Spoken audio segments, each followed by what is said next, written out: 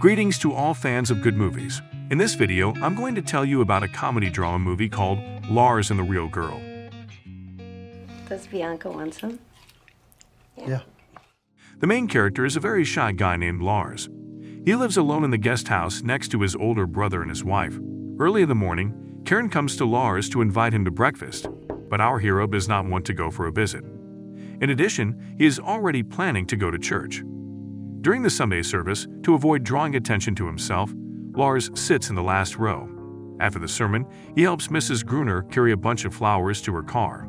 On the way, she advises Lars to hurry up with the relationship, and she also gives him a flower from her bunch, suggesting that he give it to the right girl at an early date. Hello, Lars. Lars feels completely uncomfortable in the company of young lady. He does not want to engage in conversation and is eager to leave as soon as possible. The next day, a colleague shows Lars a website where he can order an artificial woman, at which point the girl from the church choir shows up in the office. Margot has just started a new job and simply wants to make friends. She tries to talk to Lars, but he again avoids conversing with her and goes straight to the kitchen. You know what your problem is, Margot? You chillax, Shut up. In the evening, Karen once again tries to invite Lars to visit, and this time she succeeds. At the house, Lars simply sits at the table, not eating anything and waiting for dinner to be over. During the conversation between the brothers, we learn that Lars inherited his disorder from his father, who was also a hermit and did not like contact with people. At the end of dinner, Gus offers his brother to move into their house, but Lars politely declines. He is more comfortable living alone. What? We talked, he's fine. A month later, a delivery service delivers a large wooden box to Lars. Learning of this, he leaves work, freshens up, and even visits his relatives in the evening to tell them the good news in person. Lars explains that a girl he recently met on the internet has come to visit him. She is disabled and does not speak English well, but that does not bother him at all. Lars also asks his family for a favor. He wants to accommodate the girl in the house to make her more comfortable. The relatives are very happy about this news. Karen immediately goes to prepare the room, and Gus congratulates his brother on such a pleasant event. She's shy. The relatives were not expecting to see a rubber doll. They retired to the kitchen to talk about it privately. Gus is afraid that his brother has gone completely insane and will have to be committed to an asylum. But Karen calms her husband down and assures him that they will figure it all out. For starters, they decide to play along with Lars and see what happens. During dinner, Lars behaves quite calmly and talks happily about his new companion. Her name is Bianca, and she just flew in from Brazil. Unfortunately, all of Bianca's luggage was stolen at the airport, so Lars asks Karen for some clothes for the guest. It becomes clear that Lars has fabricated an entire story to explain all the unusual things about Bianca. Later, Lars takes the doll to the spare room and wishes her good night.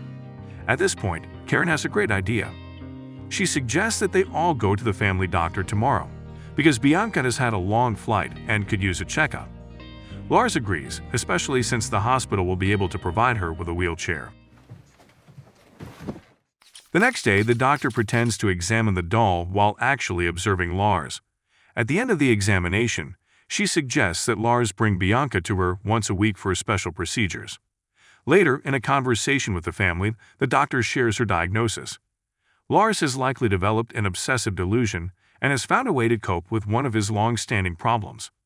The doctor suggests that they continue to play along with Lars, as it will help him personally understand the situation and eventually overcome his delusions. The relatives react differently to what they hear. Gus initially refuses, fearing mockery from others, but his wife and the doctor manage to change his mind. She loves kids. Gradually, the whole town learns that Lars has an unusual girl. The relatives manage to negotiate with the rector of the church, and he allowed them to bring the rubber doll to sermons.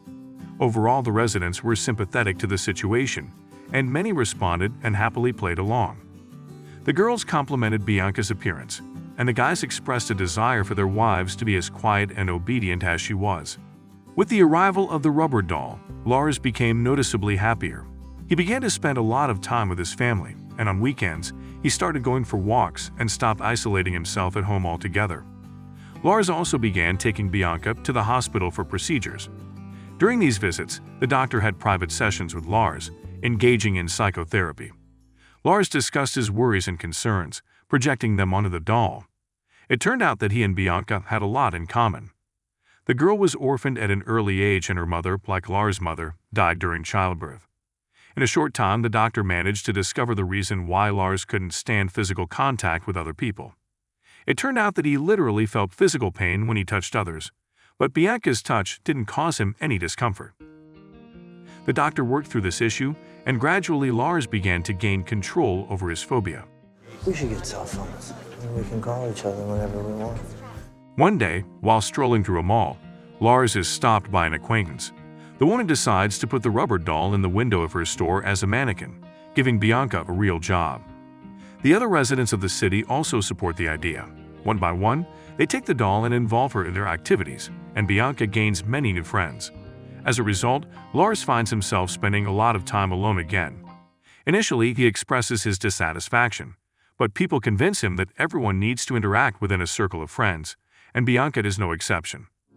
The relatives decide to create a full schedule for Bianca, helping Lars experience what it's like to live with a real person.